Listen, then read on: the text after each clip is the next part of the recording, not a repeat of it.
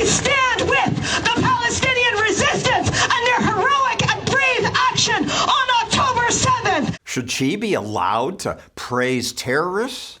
In America, yes. Our First Amendment says no law may abridge freedom of speech, as long as you don't incite imminent lawless action. But she was in Canada. There, politicians are eager to punish hate speech crimes they call them, with life in prison. Canadian bureaucrats already have the power to punish people who criticize them. People like Ezra Levant, publisher of Rebel News. He was punished because he advertised his book, The Libranos, which criticizes Justin Trudeau's Liberal government. Oh, he hated that book. He hated the cover art, which looked like he was a mafioso. Canadian officials say lawn signs for the book violate Canada's election rules. 5 years later, I'm still in court over a book that criticized Justin Trudeau. Levant secretly taped his interrogation. Is anyone in your office investigating any other books about Justin Trudeau, or just the book that's critical of him? You're under arrest for assault. Levant's reporters sometimes get arrested. The video shows he didn't assault anyone. This is your Canada now, folks. It makes me even more glad I live in the United States, where we have that First Amendment. In England, this man was arrested simply for posting this meme suggesting that the gay rights movement is authoritarian. You should not be doing this to me. I expect my freedom of speech. In Scotland, the new law makes it a crime to stir up hatred. Harry Potter's author says, I'll break that law. J.K. Rowling says Scotland's new anti-hate crime law is a threat to free speech. In Brazil, this judge demanded Twitter block certain accounts. Elon Musk said, no, we'll lose revenue, but principles matter more. It's dangerous. You have to rely on a few big people to protect your freedom, but it's such a welcome turn of events. Ezra Levant has a lot to say about speech and its enemies. Here's our full conversation. So you have your reporter out to try to interview Trudeau, who doesn't want to talk to him. He got roughed up. Our reporter's 62 years old. He was with a cameraman. No one in a million years would have thought he was a threat. He was standing with the local police waiting for Justin Trudeau to arrive at a Christmas party. The cops knew who he was. He was bantering with them. Trudeau pulls up in his entourage. His bodyguards jump out and beat the tar out of our guy and don't even charge him with anything. And then that same reporter scrums the deputy prime minister walking down the street. Why is your government supporting Islamo-Nazis? What? What are you doing? Again, the same Royal Canadian Mounted Police bodyguards grab him and say, you assaulted us. You're under arrest for assault. We don't know what he did before the camera rolled. Maybe he did assault someone. In that case, every moment was clearly on camera. And that got 13 million views in a day. And I think the reason wasn't just that a journalist was arrested, which is sort of shocking, but that the police so casually and naturally gaslit him and anyone watching. Oh, you assaulted us. It was so obvious he didn't. How am I under arrest? You bumped into me. You pushed into me. I was just scrubbing. I got my credentials here and you just bumped into me. I didn't come here to cause any trouble. I came here to do my job. And now I'm handcuffed. The way he asked the question, he's almost looking for a confrontation. He was getting straight to the point. Our company is banned from attending many press conferences because we don't have government credentials. We don't have access to press conferences. So this was a 30-second moment where we could scrum a politician. And she could ignore us. She could answer, but she smirked as her bodyguards roughed him up. The way he did it is provocative, like he's just looking to get viewers. Let's say that's true. Let's say that there was no public interest or value to the question. Still ought to be your right to say. I think so. I mean, we have the right to be wrong. We have the right to ask great questions, and we have the right to ask stupid questions. And by the way, every one of us in life is going to have moments where we say something dumb. It shouldn't be criminal to be wrong. Our little company, Rebel News, was banned from attending the government-run election debates. For some reason, Trudeau nationalized the election debates every 4 years. So he controls who's allowed in, and we applied to come in, and we were forbidden. We ran to the federal court, who granted us an injunction, so our reporters were allowed in at the last hour.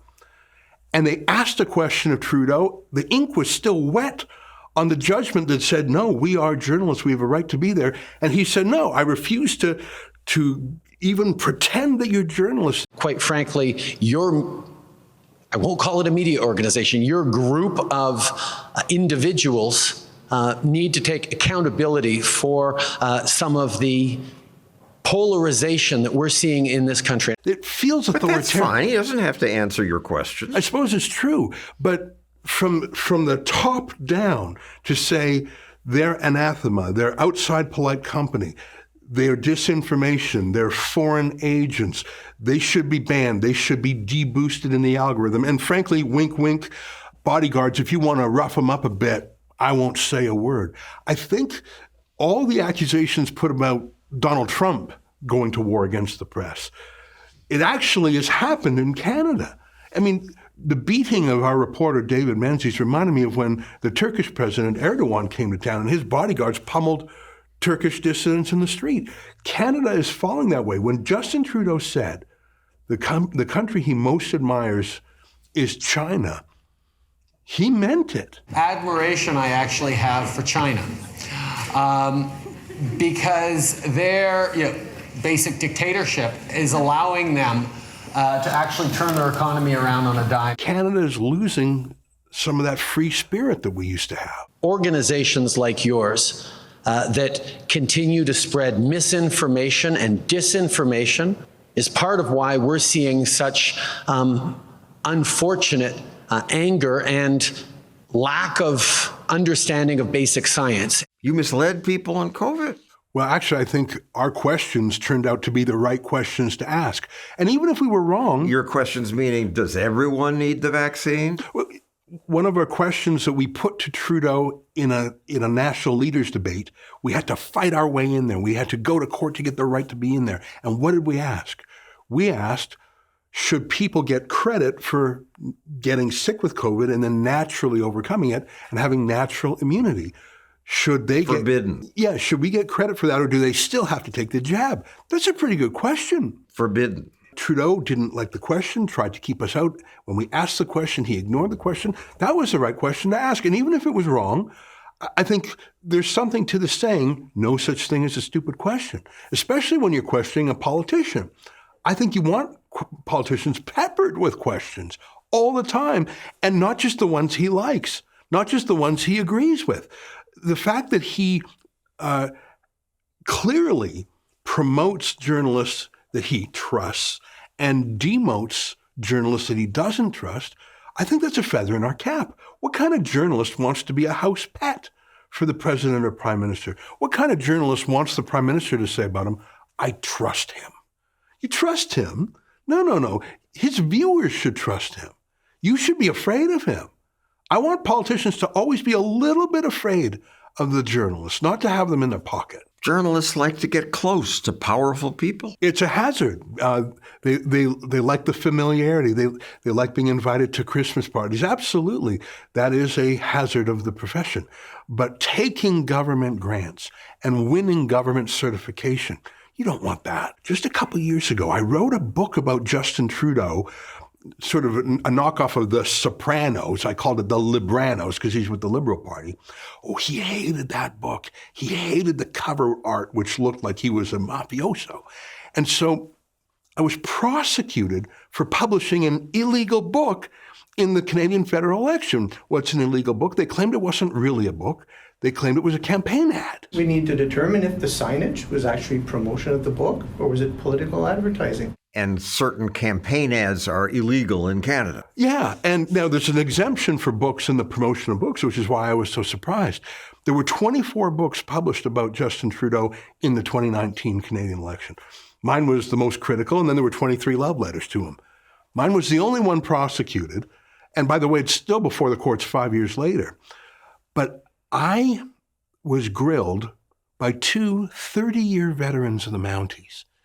And I knew no one would believe that. So I brought in a secret camera this time because I just thought no one is going. I went to the secure headquarters of the election law enforcers, and I filmed the interview. When they asked me point blank, why didn't you register this book with the government? That's what they actually asked me. Did you give any consideration of saying, maybe I should register as a third party for this circumstance? And that would have just been a formality, right?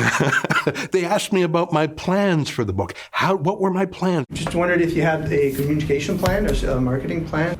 What was your marketing plan, sir? What was my editorial plan? What was my business plan? You know, it reminded me of the former Soviet Union. In Romania, you had to register your typewriter with the police. They took a typing sample because every typewriter was a little different. So if they discovered some samizdat, they could check it against, well, whose typewriter this was. In Romania, you had to register your typewriter with the government. In Canada, the state of the law right now is if you write a political book that the government doesn't like, you've got to register that with the government. Author being grilled for not registering his book. Where were the free speech groups? Where was our version of the ACLU? Where was PEN Canada? Where was Amnesty International?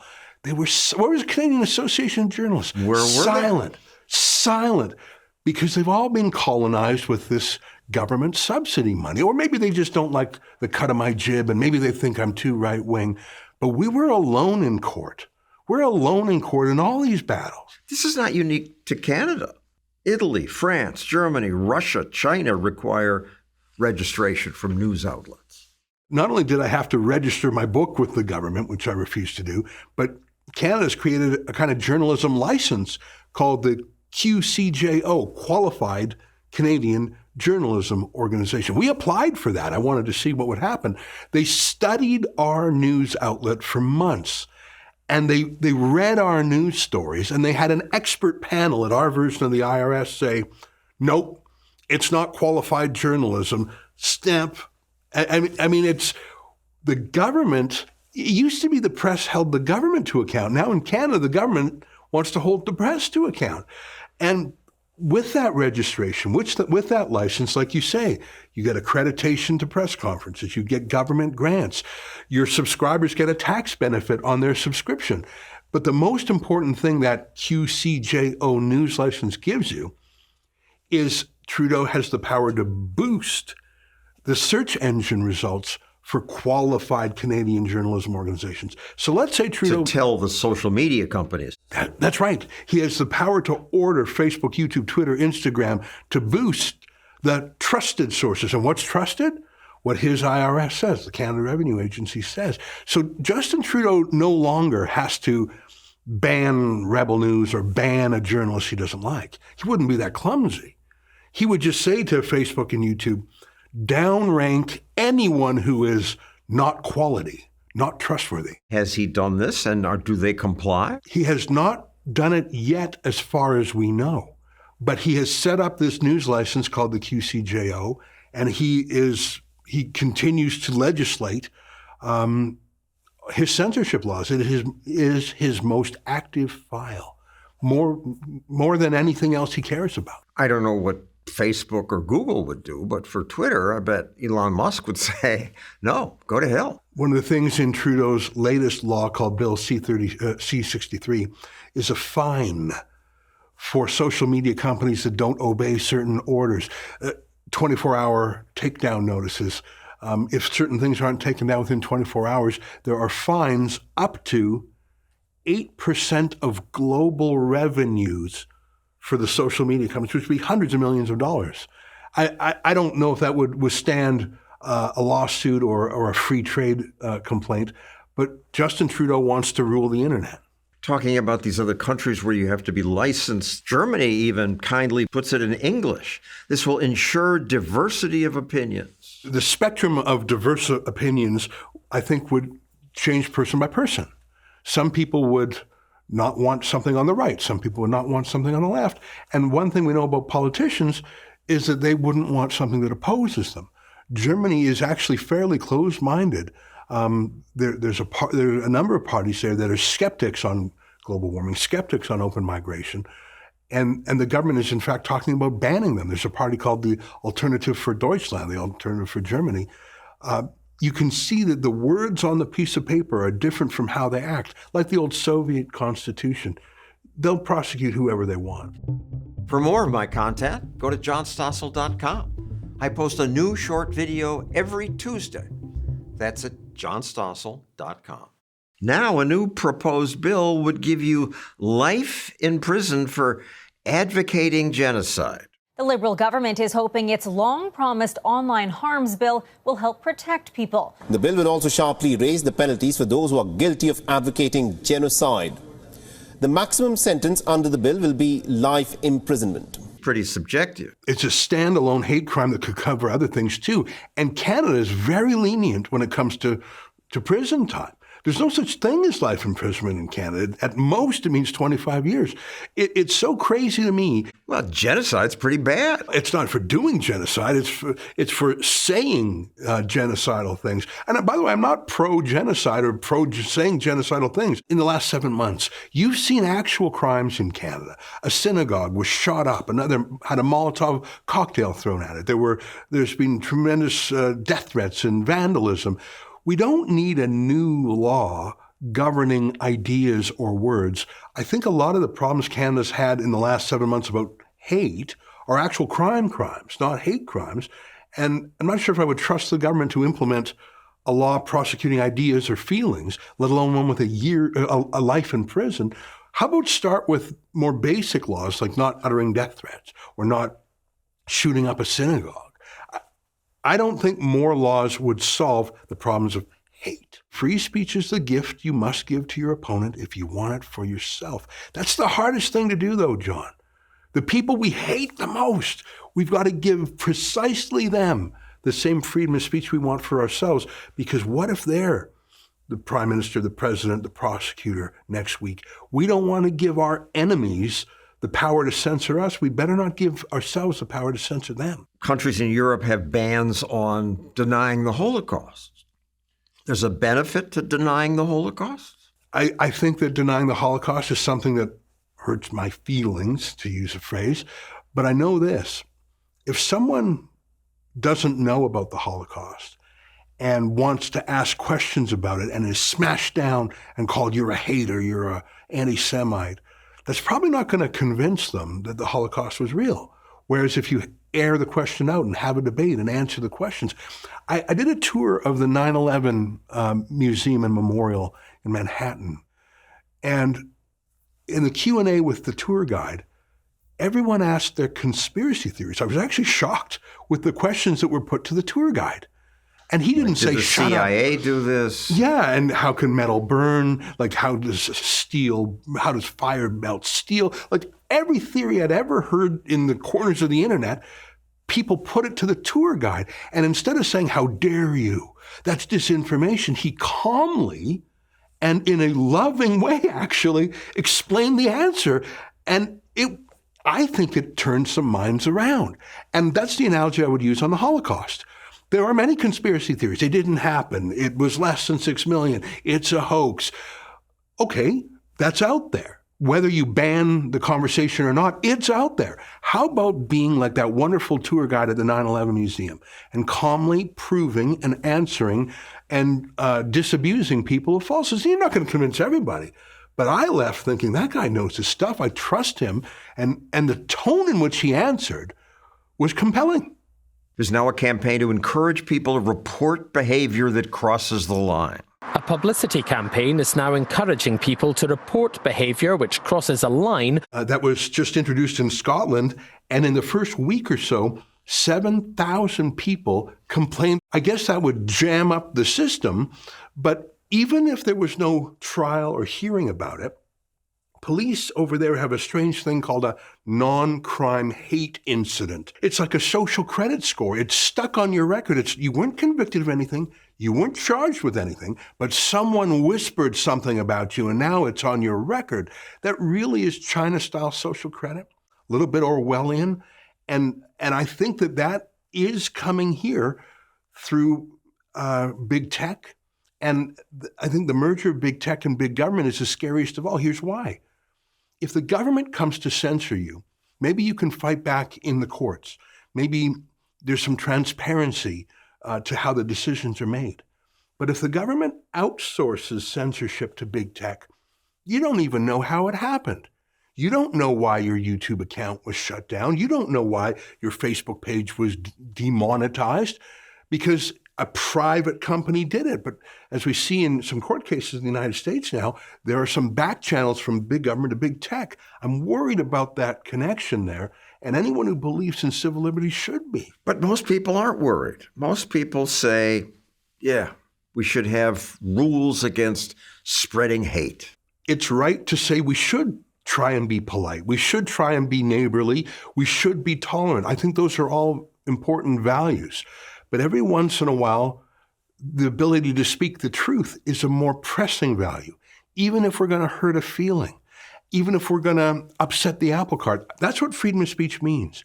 It means it trumps those other values. It doesn't mean you can't also believe in politeness. You can't also believe in civility. But you need that, in case of fire, break glass, freedom of speech when there's a crisis, when you just need to speak the truth. And by the way, for different people, that's a different crisis.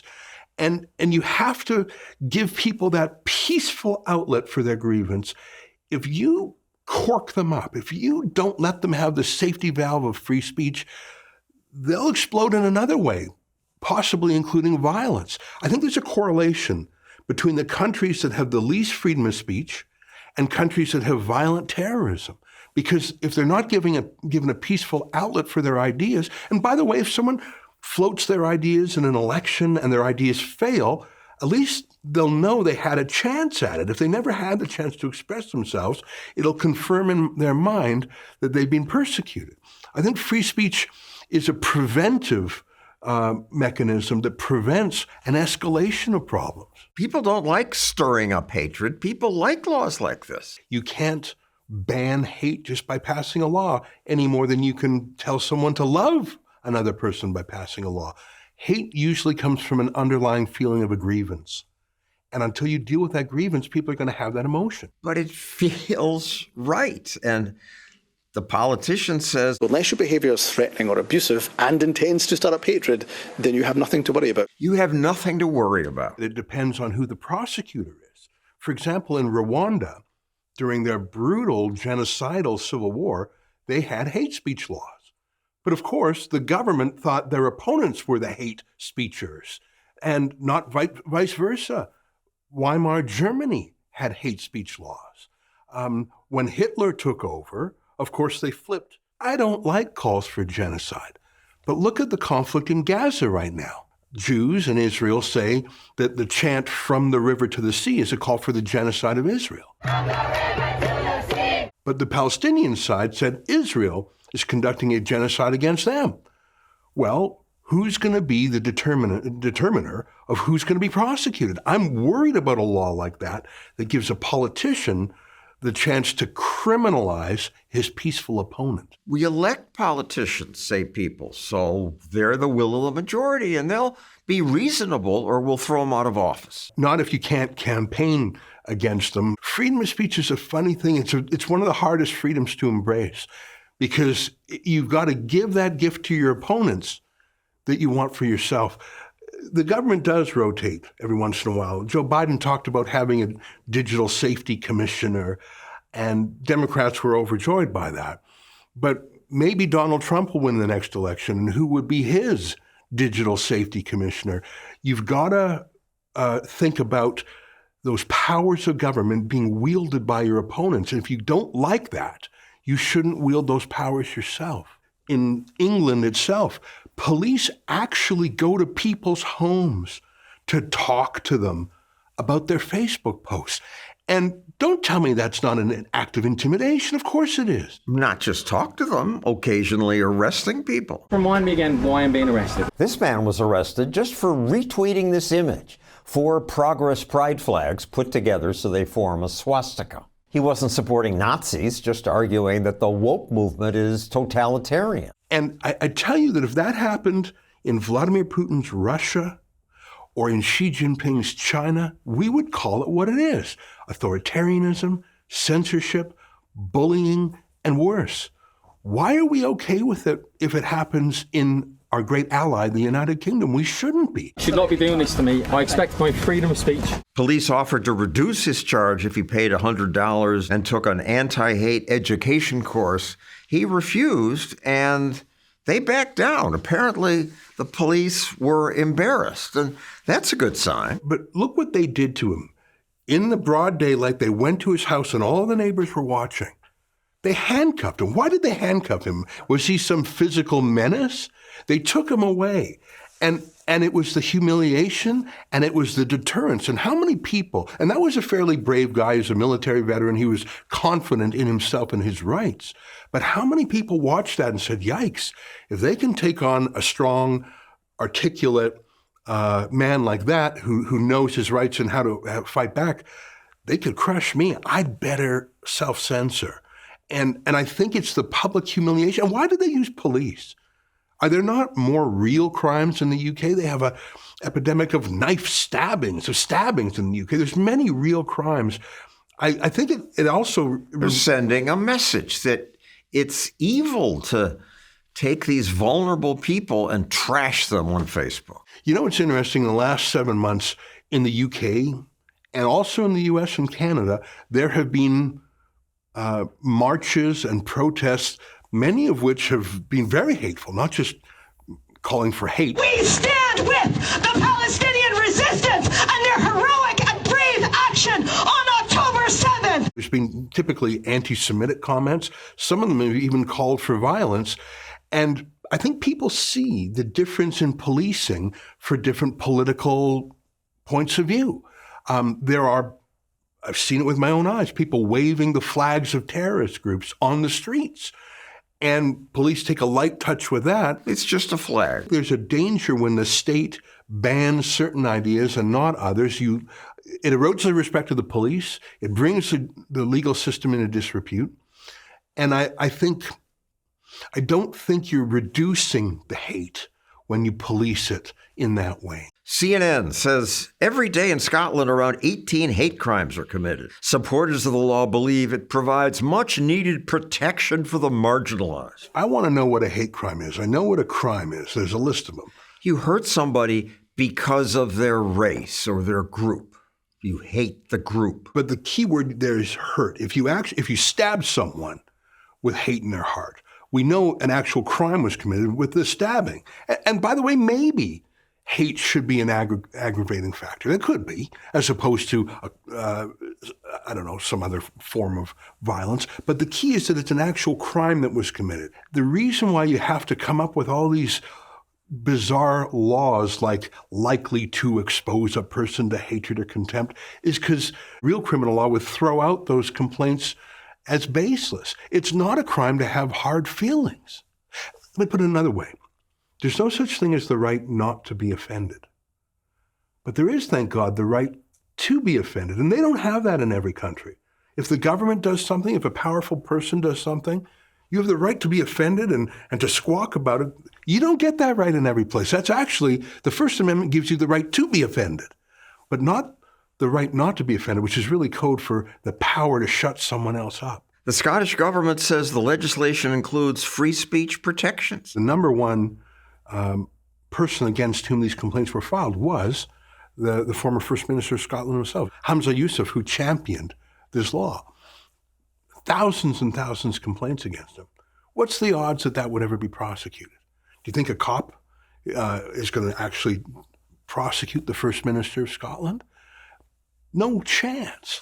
So I think that there's partisan and ideological twist to such vague rules like that. J.K. Rowling says Scotland's new anti-hate crime law is a threat to free speech. One of the brilliant things that J.K. Rowling did was she said, anyone who's charged under this, I'm going to repeat their words. Let them come after me. What's important there is that J.K. Rowling is such a big personality. She has the wealth to fight a strong defense. And the fame. And the reason the fame is so useful is that you can't really have a law in a democracy if the people don't really support it, if it's contrary to the sensibilities of the people. And they haven't come to arrest her. No, and I think that she and Elon Musk, I think, are the two people in the world who have done more to stop cancel culture Because cancel culture requires the bully to be bigger than anyone else. If there's someone who refuses to be bullied, who's actually bigger than the bully, and I think J.K. Rowling and Elon Musk both meet that definition, bullying doesn't really work anymore because the big guy says, well, I'll help you out. I'll protect your Twitter feed. I'll repeat your anti-trans comment that was going to get you prosecuted. It's dangerous. You have to rely on a few big people to protect your freedom, but it's such a welcome turn of events. Let's talk about what Musk is doing lately, and not the early stuff and liberal versus conservative, but Brazil says, take these accounts down. Musk says, no. Well, it was even worse. This crusading judge says, take the accounts down. I'm not going to tell you why. I'm not going to tell you what rule they broke. I'm not going to tell you which tweet broke the rule. And incredibly, I'm not going to let you say I'm the guy who pulled the tweet down. Brazil has a law guaranteeing freedom of speech. Well, so did the former Soviet Union. It comes down to, do you have a culture of freedom and do you have a legal system that values it? The Brazilian Supreme Court chief said freedom of expression doesn't mean freedom of aggression. Well, I think it does, as long as it's not violent. I mean, you hear little slogans like that. Free speech doesn't include hate speech. Well, hate isn't, like I say, human emotion, and it motivates. By the way, you can take hate and transform it into beautiful things. You can take that motivation to solve a problem in the world. You can be full of hate of something and say, I'm going to fix it. I'm going to campaign for change. I'm going to build a solution. I'm going to knock on 1,000 doors and win an election. And what's your deep underlying motivation? Well, maybe it's that raw feeling of I hate what's going on, or I hate the president or the prime minister, but I'm not going to do anything violent or antisocial about it. I'm going to use that as energy. I think it's okay. And by the way, you need a lobotomy to remove hate from every human heart. The thing is not to deny it or remove it, but to transform it and to rise above it. Now, the thing about an international company like Twitter, it has to obey the law of the land in every country in which it operates. So Musk said, that's actually against Brazilian law. I'm going to fight you. But there are some places where I think Elon Musk is just going to say, we're not going to operate here. And we see that with the free speech platform called Rumble as well. They were kicked out of France because they wouldn't pull down certain things. So it's a miracle that business people who are motivated by financial profits are putting free speech principles first. But I suppose in the bigger scheme, if you lose your free speech principles, there goes your communications company. There goes the whole idea of a social media platform. There was recently a stabbing of a Christian clergyman that was live streamed. And Australia's prime minister said that needs to be taken down. And Australia's e-safety commissioner said, taken down in Australia and in the rest of the world too. To which Elon Musk replied, we can't let politicians in one country control the internet for the whole world. I love that he's fighting back. I love that he obviously is immune to shakedowns by individual countries. Yeah, so far. The Australian Prime Minister. This guy's showing his arrogance. He's a billionaire in the U.S. who thinks he's above Australian law. Well, in a way, he is above Australian law in the other 198 countries in the world. Shortly after our interview, an Australian judge ruled that the government's censorship demand was overreach. Elon Musk and Twitter don't need to censor the video. But in China, where Elon Musk does business with his other companies, I mean, I'm worried that if we rely on one man or one woman for our freedom of speech, we'll be in trouble soon enough. I was in Davos, Switzerland in January at the World Economic Forum. I was a non-accredited journalist. And the two names I heard more than any others were Donald Trump and Elon Musk. They wanted to stop Trump, and they felt that Elon Musk, by freeing Twitter, was foiling their plans. In the minds of these VVIPs in that place, they were linked. VVIP, very, very important.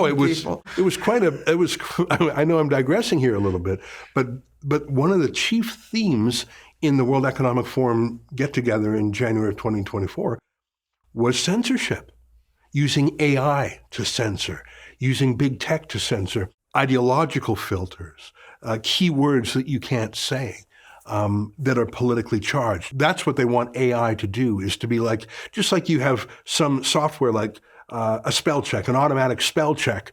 They want an automatic spell check for ideology. And I believe it's because 2024 is a presidential election.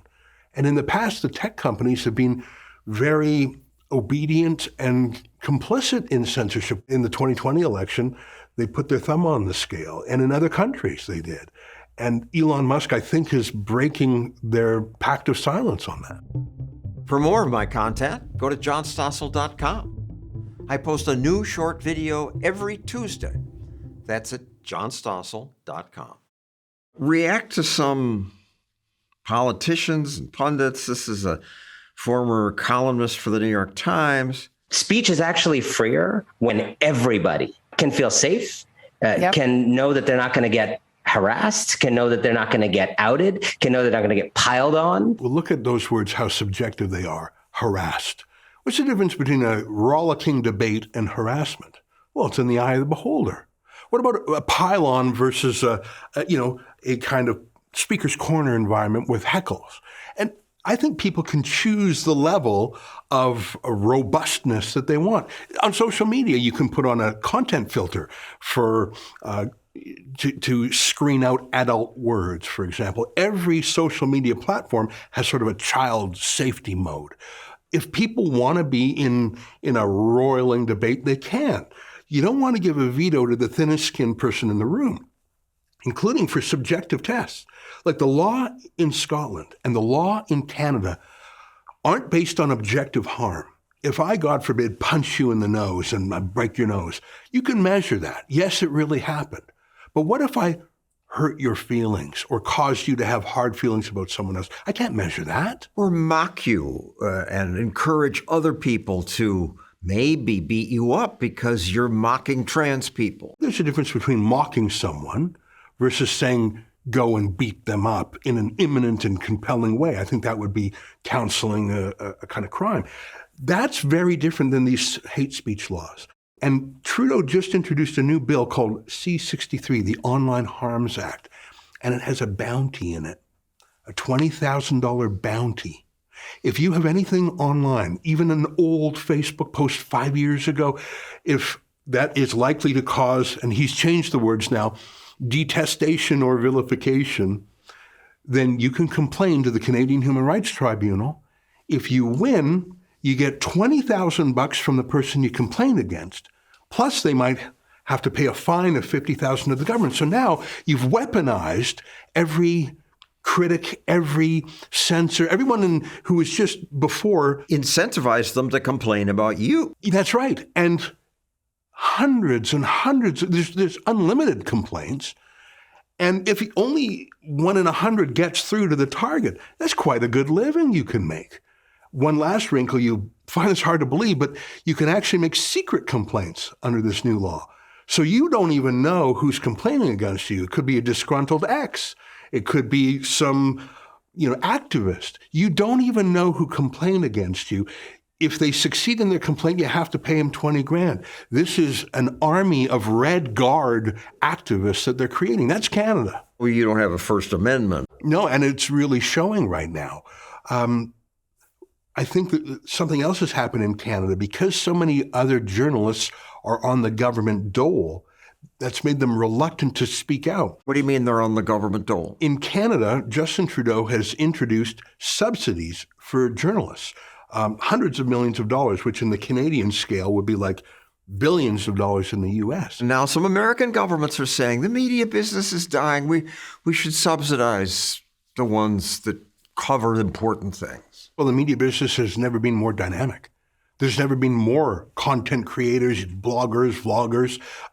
Not all of them went to journalism school. They have a different point of view. They aren't covering the legislature like the old ones were. There's some truth to that, but look at the conflict of interest. If you've got a reporter who every day reports on the government, is now taking money from the government, I mean, if someone is having trouble visualizing why that's a problem, swap in another funder, big oil, big tobacco. If the cigarette company said, hey, we really care about journalism, we're going to give $1 billion a year to journalists, and they don't disclose this on air, they don't have a disclaimer at the bottom of their article, everyone would know instinctively you are conflicted. In Canada, 99% of the journalists are take the government subsidy, so they're conflicted, and they obviously don't report about their conflict.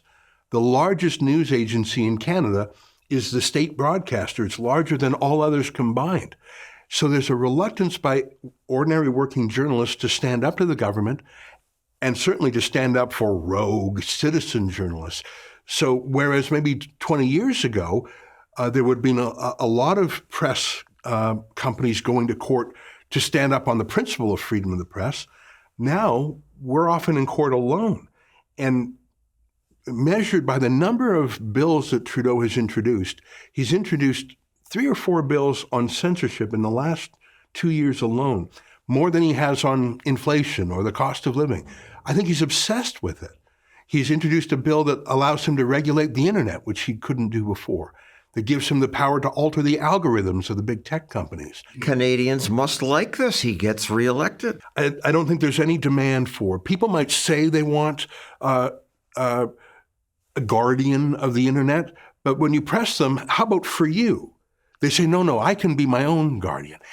I agree with you that I think a lot of Canadians and Americans and Brits want a net nanny, but for the other guy, not for themselves, because I think they find it demeaning and condescending that they can't choose for themselves. It's always a government claiming to be fixing a problem. In Canada, when they introduced the latest censorship laws, they said it was about terrorism and child pornography.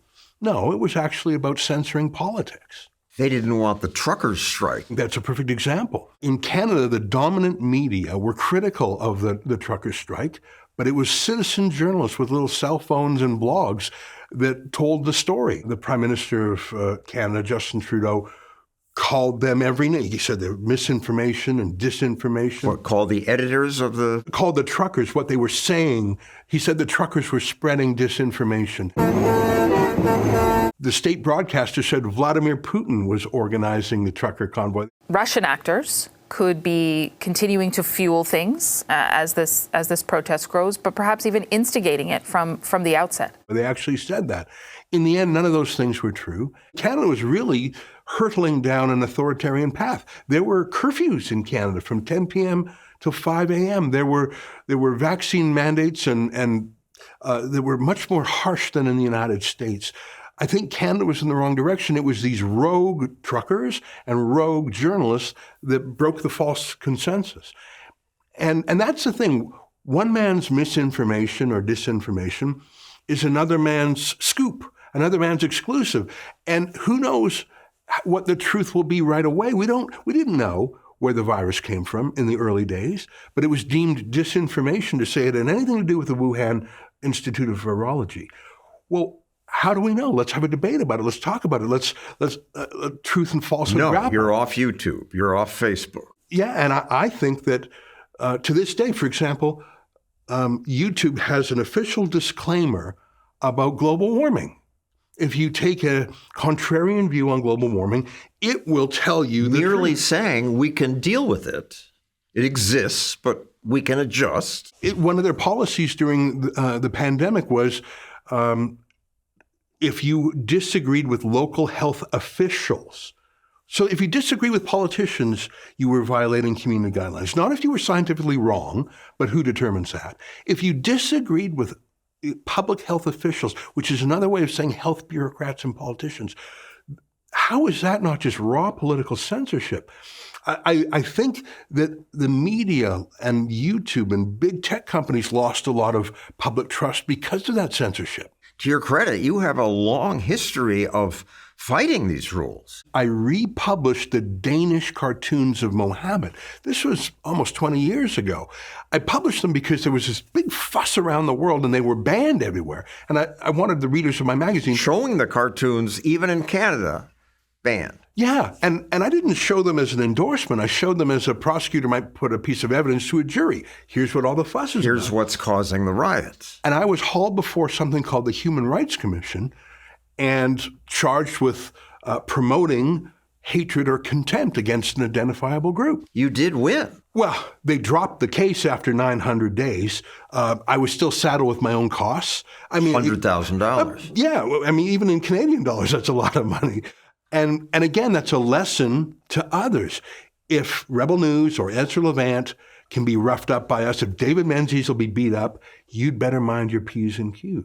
A lot of people believe America succeeded because of freedom of speech, because contrarian ideas could fight it out and the best one wins. And look at the prosperity in the West and the fall of the Soviet Union. But look at Singapore. Singapore's doing well, really well, and they don't have freedom of speech. I'm not an expert in Singapore, but I know the stories of Turkey and Japan a little bit. Turkey banned the printing press. And I think it is one of the reasons why the Muslim world, which was actually for a while intellectually and scientifically on par with the West, fell behind. There was a concept of ijtihad. The gates are closed. We know the truth. Anything else is haram. And in Japan, we know what needs to be known. Everything else is unnecessary. And Japan had the same thing too. Japan closed itself off to outside ideas. Hundreds of years ago. Yeah. I think the finest defense of free speech ever written was, if I'm pronouncing it right, Areopagitica.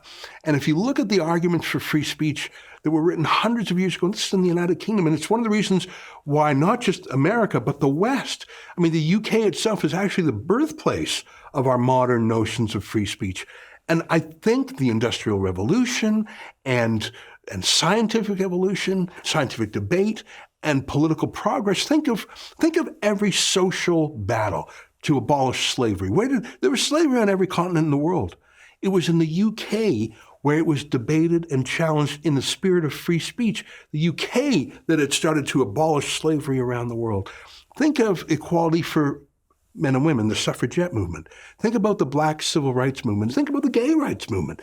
In each of those instances, the weaker party, the party demanding change, didn't have money or political power, but it had the power of an idea whose time had come. And had they been censored by the powers that be, had there been censorship laws in place for aggravating, annoying, upsetting, every one of those ideas I've just mentioned was aggravating, annoying, upsetting in its time. But freedom of speech was able to level the playing field. It's a tool for the underdog. Let's look at a couple examples where free speech would have helped. China suffered the worst lockdowns, the biggest economic harm from them, because people weren't allowed to complain. Some did eventually anyway. Absolutely. Let me give you another example. Chernobyl. In the early days and weeks, to save face, the Soviet regime didn't want to acknowledge what had happened. Cut off the phones around Chernobyl, lied to the West. The accident is well under control. When the people ask questions that are not in their own best interest, cut the phone lines, contain the spread of misinformation.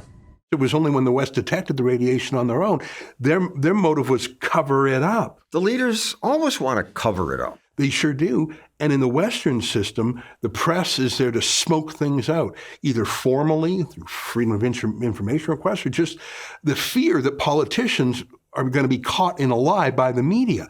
They don't have that fear in China or the former Soviet Union because the media were controlled. Justin Trudeau doesn't have a lot of fear of the media because he sort of controls the journalists. Total control in Iran, China, former Soviet Union.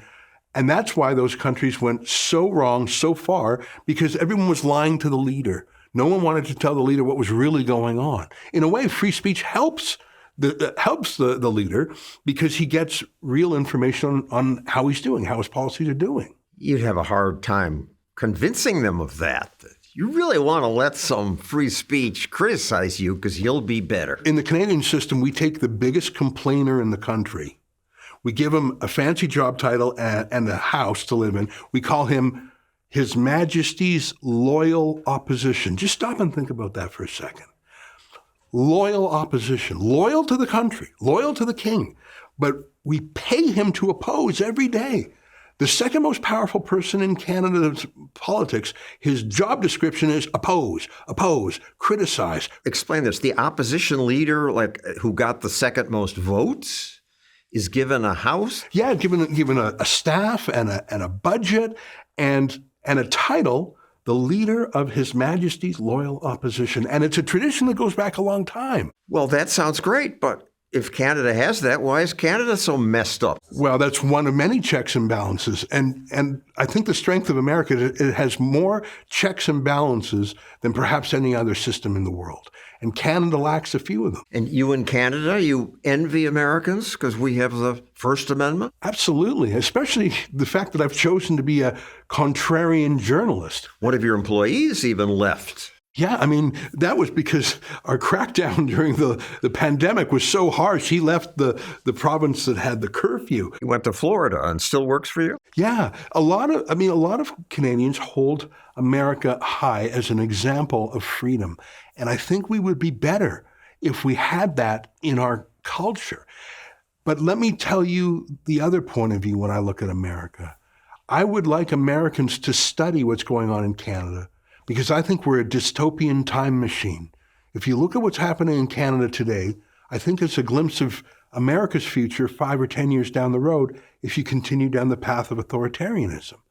And so I know Americans don't pay a lot of attention to what happens in Canada. Yeah. It's a bland, vanilla, friendly place that nothing bad ever happens. Just 40 million people. I think that we're a laboratory of bad ideas. All this stuff in Canada is bad, but we in America have the First Amendment, so we're not in danger. Well, I think your president has talked about bringing in kinds of censorship, that digital safety commissioner. We see through litigation now that government agencies, the FBI, the CIA, were in constant direct contact with social media companies. I think that the United States has a special burden to defend freedom of speech, not just for yourself, but for all of us. I'm up in Canada using Twitter, an American company. People in Australia and Brazil are using Twitter. We depend on your First Amendment, even in our foreign countries. Thanks for listening. New episodes drop the first and third Mondays of every month. You can subscribe everywhere you get podcasts.